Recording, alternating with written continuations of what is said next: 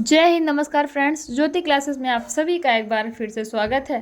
Friends, जैसा कि आप सभी को पता है कि हमने अपनी होम साइंस क्लास 6 की सीरीज़ कंटिन्यू कर रखी है और जिसमें हमने अभी तक चैप्टर 1 to 9 को बहुत ही अच्छे से कंप्लीट किया है। तो फ्रेंड्स, आज हम कुछ ज़्यादा नहीं करेंगे।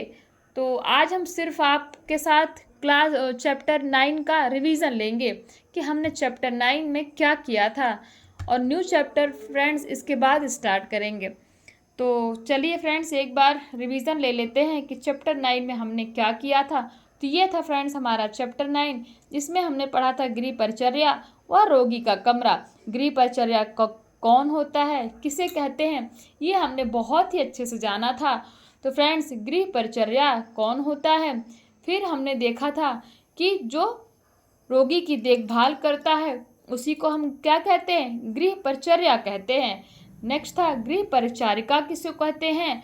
तो गृह परिचारिका जो रोगी की देखभाल करने वाली गृहिणी होती है, यानी कि कोई औरत होती है, कोई स्त्री होती है, कोई लड़की होती है, उसी को हम क्या कहते हैं, गृह परिचारिका, जो कि रोगी का देखभाल करती है। तो गृह परिचर्या किसे कहते हैं, जो रोगी का देखभाल करता है। अब गृह परिचर्या में कोई लेडीज़ भी हो सकती है, कोई जेंट्स भी हो सकता है, यानी कि कोई स्त्री भी हो सकती है और कोई पुरुष भी हो सकता है, बट गृह परिचारिका में केवल स्त्री होती है। तो ये डिफरेंस आपको समझ में आया, गृह परिचर्या और गृह परिचारिका। परिचर्या का मतलब जो रोगी का देखभाल करता हो, चाहे वह स्त्री हो या फिर पुरुष हो। गृह परिचारिका का मतलब रोगी का देखभाल करने वाला। लेकिन गृह परिचारिका कहते किसको हैं, जो स्त्री होती है तो उसे कहते हैं परिचारिका। और स्त्री या पुरुष कोई भी हो जो रोगी का देखभाल करता है उसे कहते हैं क्या, परिचर्या। तो आई होप आपको परिचर्या और परिचारिका में डिफरेंस समझ में आ गया होगा।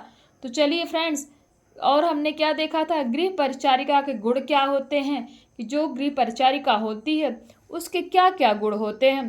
परिचारिका को शांत स्वभाव का होना चाहिए, परिचारिका को स्वस्थ हंसमुख व एक्टिव होना चाहिए। ये सारे हमने कवरअप किए थे। फिर हमने देखे थे गृह परिचारिका के कार्य क्या क्या क्या होते हैं, यानी कि उसके गुण कौन से होते हैं और वो उसको करना क्या होता है, तो उसके कार्य कौन कौन से होते हैं वो हमने कवरअप किए थे। फिर हमने देखा था फ्रेंड्स कि जो रोगी है उसका कमरा किस प्रकार का होना चाहिए।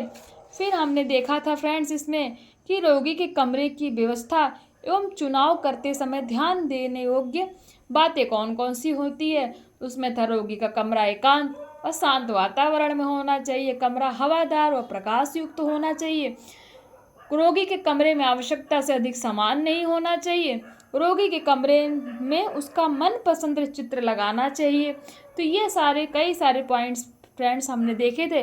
किसमें देखे थे, कि रोगी के कमरे की व्यवस्था एवं चुनाव करते समय हमें किन बातों का ध्यान देना चाहिए, वो इसमें हमने पॉइंट्स कवरअप किए थे। फिर हमने देखे थे कि रोगी के कमरे की सफाई किस प्रकार की होनी चाहिए। तो इसमें भी कुछ पॉइंट्स थे फ्रेंड्स, कि प्रतिदिन सुबह शाम झाड़ू लगाकर फिनाइल के पानी से पोछा लगाना चाहिए। फिर सुगंध के लिए अगरबत्ती हो, कुछ भी हो सकता है फ्रेंड्स, कि जिससे कि सुगंध आती हो।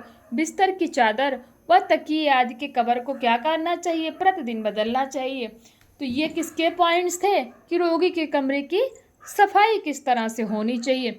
फिर हमने देखे थे फ्रेंड्स इस चैप्टर के अस्मरणीय तथ्य, यानी कि ध्यान रखने योग्य बातें, यानी कि आप इसको कंक्लूजन भी बोल सकते हो और छोटी भाषा में इसको अस्मरणीय तथ्य भी कह सकते हो।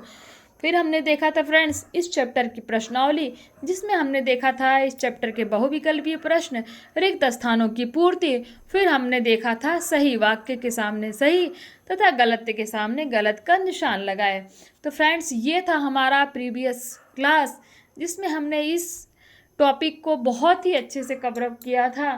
तो फ्रेंड्स, आज कुछ ज़्यादा नहीं करेंगे क्योंकि आज थोड़ा सा बस ऐसे ही तबीयत थोड़ी उतनी सही नहीं है, तो इसीलिए मैंने कहा चलो एक बार एक क्विक रिवीजन ले लेते हैं।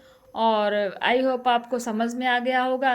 देखिए, देखते देखते ही हमने चैप्टर 1 to 9 तक का अच्छे से कंप्लीट कर लिया, छोटी छोटी वीडियोओं के माध्यम से, जो कि हमें पता भी नहीं लगा।